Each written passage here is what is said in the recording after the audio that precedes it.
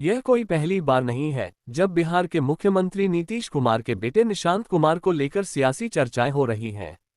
जनवरी से ही उनके राजनीति में आने की अटकलें तेज हैं।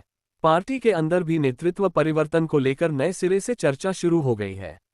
सूत्रों के मुताबिक जेडीयू के कई सीनियर नेताओं ने खुलकर यह मांग की है कि निशांत कुमार को अब सक्रिय राजनीति में आना चाहिए। हाल ही में जेडीयू विधायक विनय चौधरी ने कहा, पार्टी के अंदर ज्यादातर लोग चाहते हैं कि निशांत अब नेतृत्व संभालें और विधानसभा चुनाव लड़ें। यही वक्त की मांग है। हम विधायक दल की बैठक में भी इस प्रस्ताव को रखेंगे। हालांकि बताया जा रहा है कि मुख्यमंत्री नीतीश कुमार फिलहाल इस पर सहमत नहीं हैं। लेकिन विधायक विनय चौधरी का मानना है कि जल्द ही उन्हें यह मांग स्वीकार करनी पड़ेगी। उनका ये भी कहना है कि निशांत के पास अच्छी राजनीतिक समझ है और वह युवाओं को प्रेरित कर सकते हैं। जेडीयू के एक अन्य सीनियर नेता और मंत्री जमा खान ने भी निशांत के राजनीति में आने का समर्थन किया है। उन्होंने कहा, निशांत को विधानसभा चुनाव लड़ना चाहिए। उनके मैदान में उतरने से युवाओं में जोश आएगा और पार्टी को भी फायदा होगा। नहीं, नीतीश जी मेंटली डिस्टर्ब नहीं है। नीतीश जी से बार बार मिलते हैं, फिर इधर मिलने के लिए जाएंगे। थोड़ा हमको लगता है, हम पूछ तो नहीं सकते हैं, लगता है दांत उत सफ़ा करवाया होगा, उसमें कुछ ऐसा होगा, मुंह करने का ऐसे ऐसे आदत हो गया। बोली स्वभाव बात बदल सब कुछ जानते हैं, ऐसा तो भूल जाते हैं।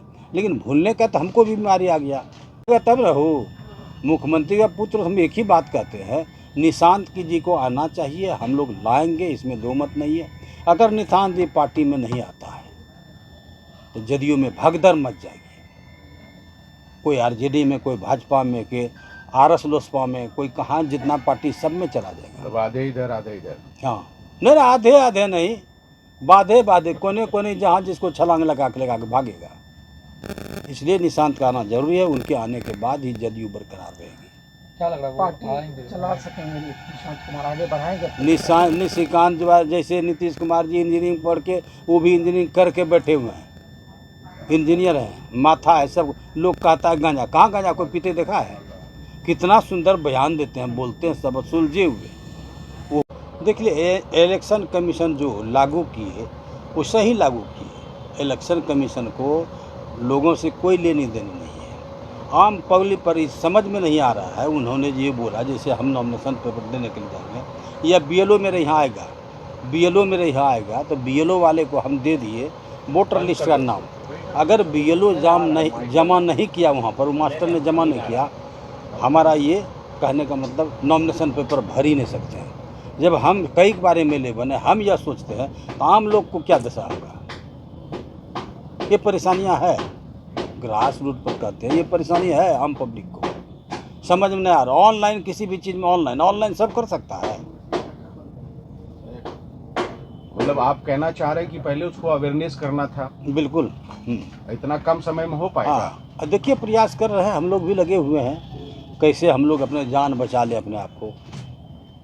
ये भाषण जान बचा ले मतलब प्रत्येक पंचायत में ये हम लोग के बूथ कमेटी का बैठक चल रहा है।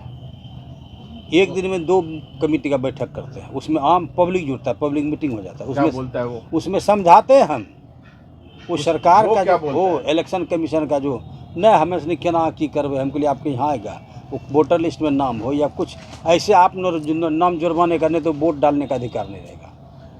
जितना से हमको बुद्धि रहेगा उतने नहीं बोलेंगे।